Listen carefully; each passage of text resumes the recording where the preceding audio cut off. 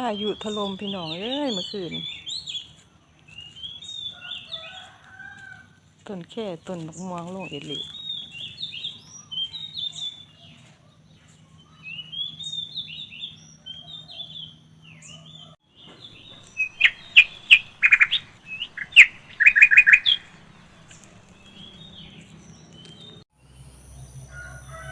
ลมละเน่ละหนาด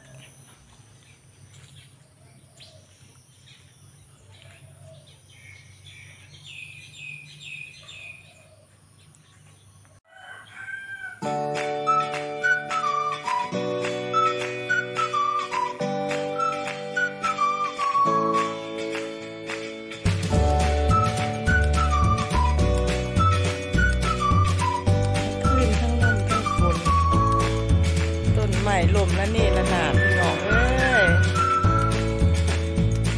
พายุมาแห้งหลาย